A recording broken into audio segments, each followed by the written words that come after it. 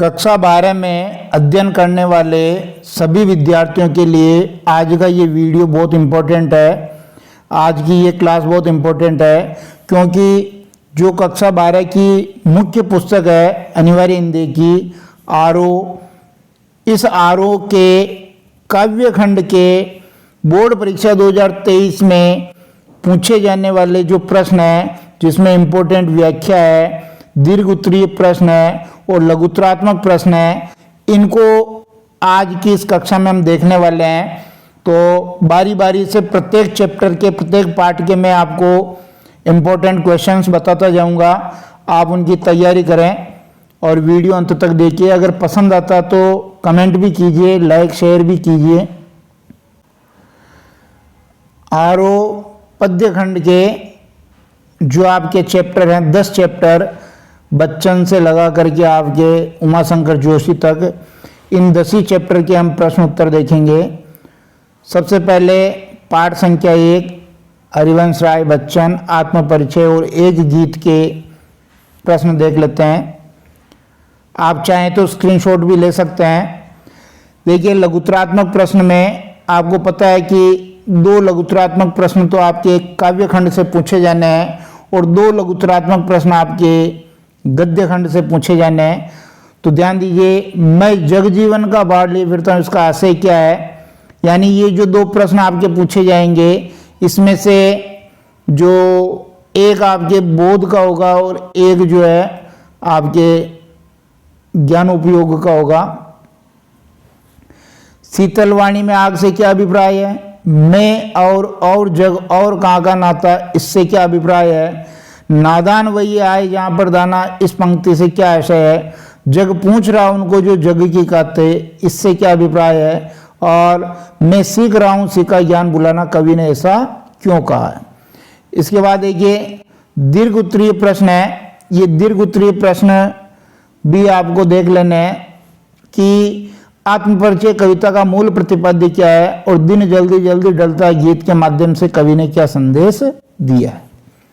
ठीक है, व्याख्याएं जब हम बात करेंगे तो पिछले बोर्ड एग्जाम में जो भी व्याख्याएं पूछी गई है उनको भी मैंने यहाँ लिख रखा है, उससे आपको और मदद मिलेगी। तो ध्यान दीजिए, एक व्याख्या मैंने निकाली है यहाँ से यहाँ तक, क्योंकि ये आरबीएसई बोर्ड एग्जाम 2016 में पूछी गई थी कि मैं स्नेह सुरा का पान किया करता हूँ, मैं कभी न जग का ध्यान किया करता हूँ, जग पूछ रहा है उनको जो जग की गाते, मैं अपने मन का गान किया करता हूँ।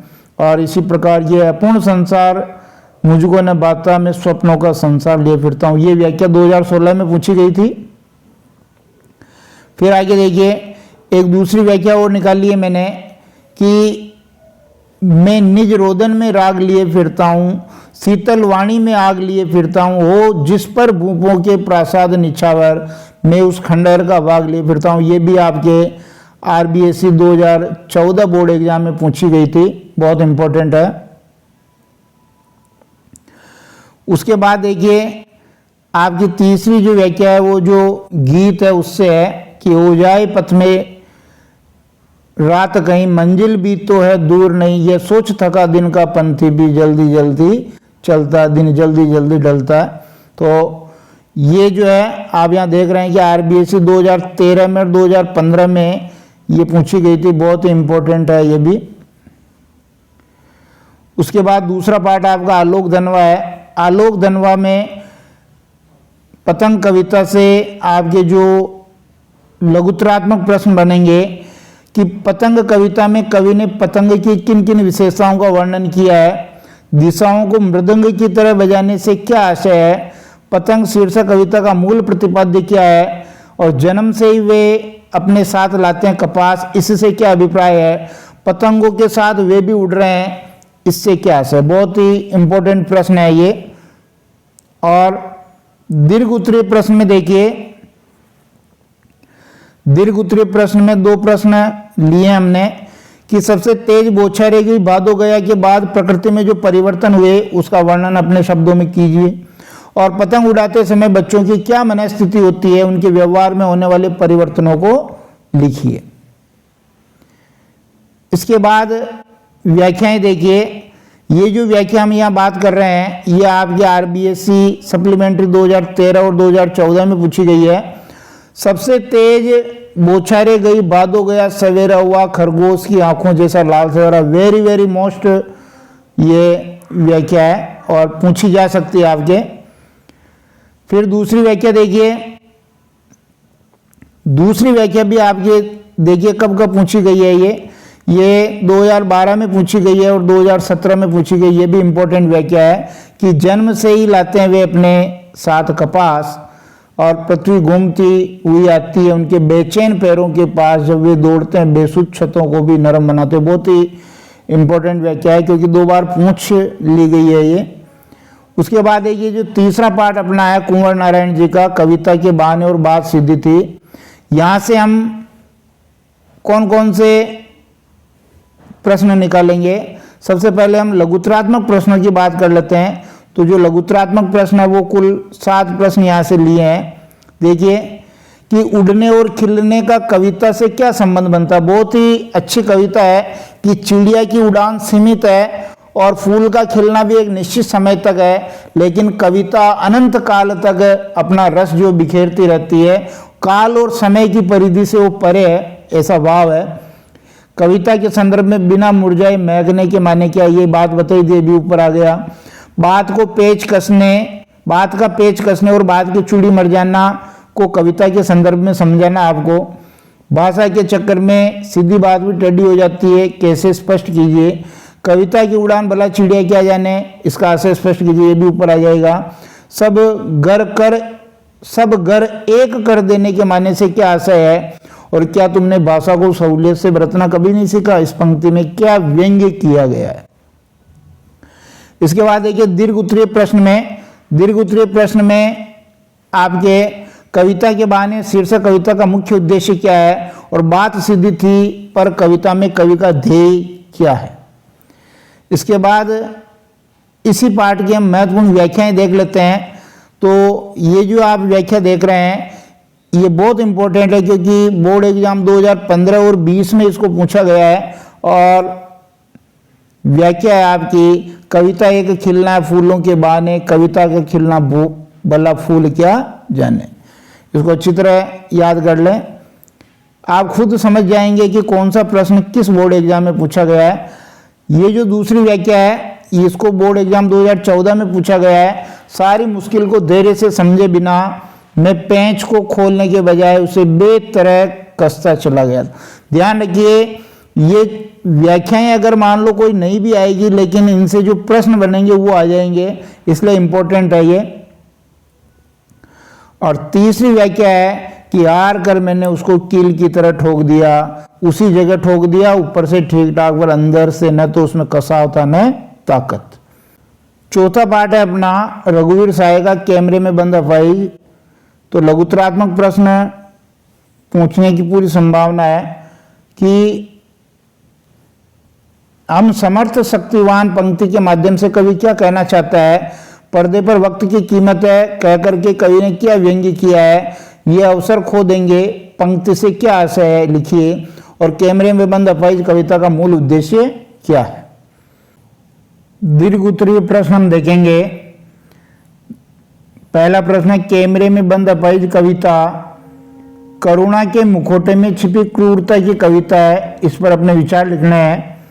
कैमरे में बंद अफाइज कविता मीडिया के लोगों की संवेदनहीनता को उजागर करती है। कैसे, हम समर्थ शक्तिवान और हम एक दुर्बल को लाएंगे माध्यम से कवि ने क्या व्यंग्य किया है, संकलित कविता के आधार पर लिखिए।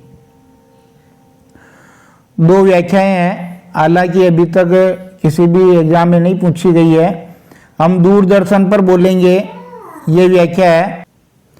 दूसरी व्याख्या है कि फिर हम पर्दे पर दिखलाएंगे फूली हुई आंख की एक बड़ी तस्वीर। उसके बाद देखिए 5वां पार्ट आपके मुक्तिबोध जी का है जिनकी कविता है सहर्ष स्वीकारा है। लघुत्तरात्मक प्रश्न देखेंगे हम।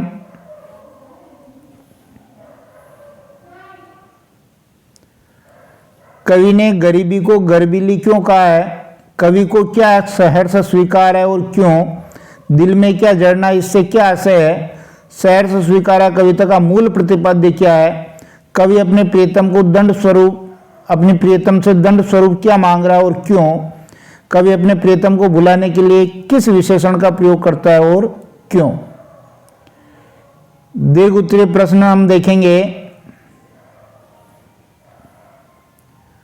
जिसमें दो प्रश्न बन रहे हैं कि बहलाती सहलाती में आत्मीयता बर्दाश्त नहीं होती और कविता के शीर्षक शहर स्वीकारा में आप कैसे अंतर्विरोध पाते हैं? और कवि पाताली अंधेरे की गुहाओं के विवरों में धुएं के बादलों में लापता होने की कामना क्यों करता है? कविता के आधार पर लिखिए।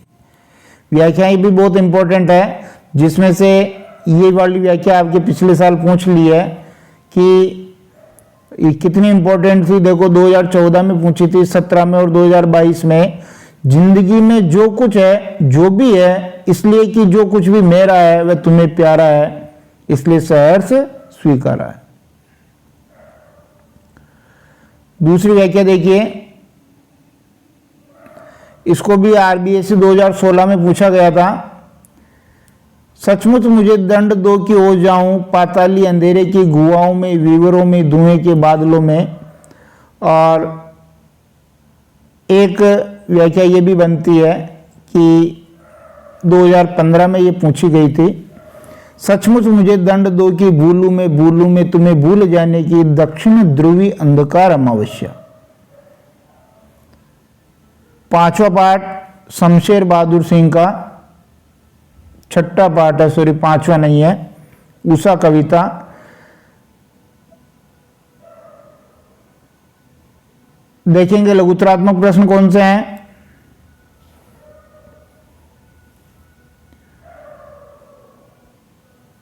प्रातः नभ था बहुत नीला शंख जैसा, इस पंक्ति से क्या आशय है? राख से लिपा हुआ चौका कहकर कवि क्या कहना चाहता है? नील जल में या किसी की गोर झिलमिल दे हिल रही हो, इससे क्या आशय है? कवि ने भोर के आसमान की तुलना किस किस से की है? कवि ने उषा कविता में किन किन बिंबों का प्रयोग किया है?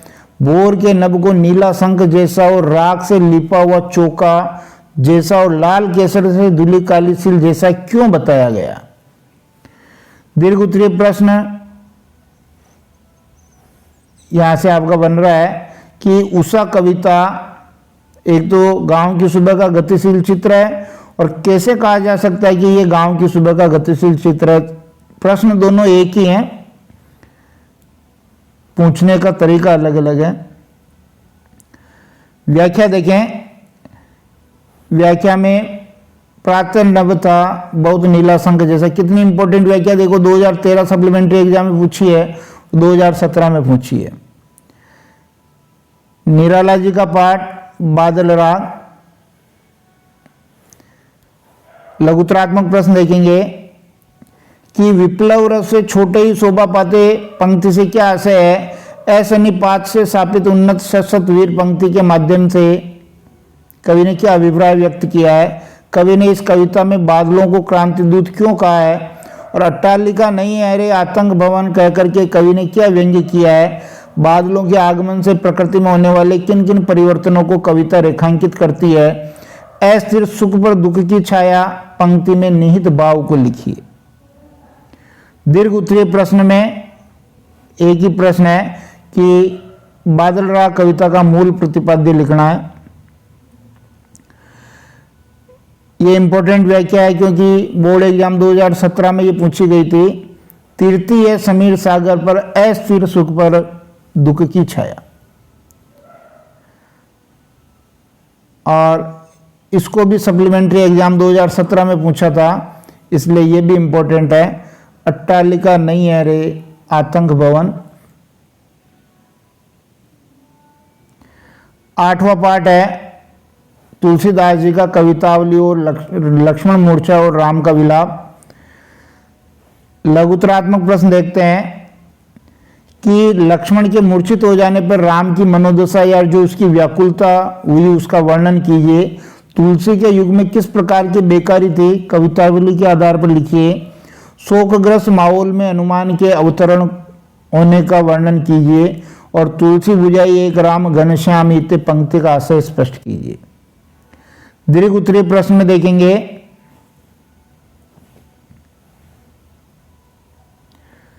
तुलसीदास की संकलित चौपाइयों के आधार पर लक्ष्मणों के प्रति राम के स्नेह के संबंधों को समझाइए। कवितावली में उद्धृत छंदों के आधार पर स्पष्ट करें कि तुलसी को अपने युग की आर्थिक विषमता की अच्छी समझ है। दूत को अवधूत को कवित्व के माध्यम से तुलसी क्या कहना चाहते हैं। सप्लीमेंट्री 2013 में ये व्याख्या पूछी गई थी। दूत को अवधूत को बहुत इंपॉर्टेंट व्याख्या है। और 2015 में ये पूछी गई थी, किस भी किसान कुल बने के भिखारी बाट। 2017 सप्लीमेंट्री एग्जाम में तव प्रताप और राखी प्रभु, ये जो लक्ष्मण मोर्चा संवाद वहां से है। वहीं से फिर अगली व्याख्या ये 2013 में पूछी गई थी। उहाँ राम लक्ष्मण ही निहारी बोले वचन मनुज अनुसारी, और ये व्याख्या 2017 में पूछी गई थी। इस प्रकार इनको तैयार करें। नौवा पाठ था फिरा गोरखपुरी का, रुबाइयाँ और गजल। तो छोटे प्रश्न काफी बनेंगे इसमें। पहला प्रश्न देखिए, उसको उतना पाते हैं खुद को जितना खो ले हैं, इसका आशय स्पष्ट करना है। आबो ताब असरार न पूछो तुम भी आंखें रखे हो, इसका क्या भाव है। किस्मत हमको रोवे है या हम किस्मत को रो लें, इसका आशय स्पष्ट करना है। मेरा पर्दा खोले या अपना पर्दा खोले, इसका आशय स्पष्ट करना है। नौरस गुंचे पंखड़ियों की नाजुक गिरें खोले, इससे क्या तात्पर्य है। देख आईने में चांद उतर आया, इस पंक्ति में निहित भाव को लिखिए। और राखी के लच्छे को बिजली की चमक की तरह कहकर कवि क्या भाव व्यंजित करता है। दीर्घ उत्तरीय प्रश्न में दो प्रश्न आपके पास। फिराक की रुबाइयों के आधार पर रक्षाबंधन त्योहार का वर्णन कीजिए, और फिराक की रुबाई के आधार पर मां के वात्सल्य भाव का वर्णन कीजिए। व्याख्याएं देख लेते हैं। नौरस गुंचे पंखुड़ियों की नाजुक गिरें खोले हैं, ये इंपॉर्टेंट व्याख्या है। इसके बाद ये 2013 में पूछी गई थी व्याख्या है। दिवाली की शाम घर पुते और सजे, रुबाइयों में से है ये, और ये भी रुबाई से ही है। आंगन में लिए चांद के टुकड़े को खड़ी हाथों पे झुलाते उसे गोद भरी। अंतिम पाठ है अपना उमाशंकर जोशी, छोटा मेरा खेत, बगुलों के पंख। लघुतरात्मक प्रश्न देख लेते हैं।